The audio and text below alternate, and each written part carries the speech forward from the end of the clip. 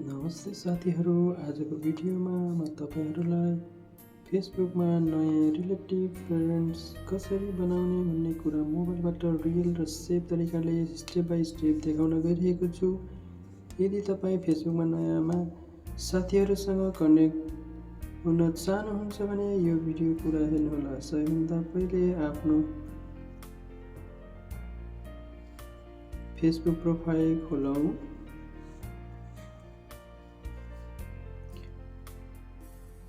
यहाँ profile photo clear र राम्रोसँग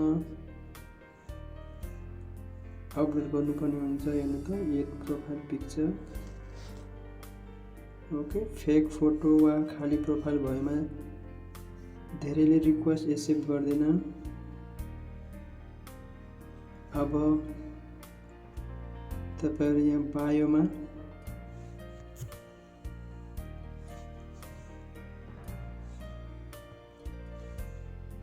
हेर्नु त यहाँ एडिट प्रोफाइल हजुरले यहाँ फोटो अपलोड गर्न एडमा टच गर्नु।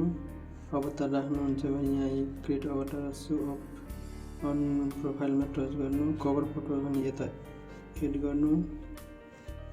त्यसपछि बायोमा हेर्नु त बायोमा डिस्क्राइब योर सेल्फ भनेको छ नि, यहाँ जानु। तपाईले आफ्नो इच्छा अनुसारको राख्नु होला। आफ्नो इन्ट्रोडक्सन लेख्नेमा जस्तै simple person, love learning, respect everyone.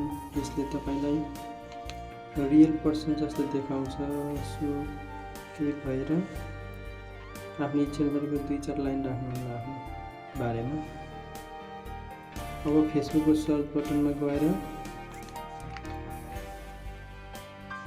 Click गरौँ है त यहाँ आफ्नो यहाँ school memory, current city, work place, education, home, यहाँ डिटेल आफ्नो डिटेल राख्ने। यता एडमा गएर हेर्नु त यहाँ पर्सनल। अब त्यहाँ लास्टमा सेभ गर्नु है। यो सब फिलअप गरेर एकदम राम्रो राख्नु होला।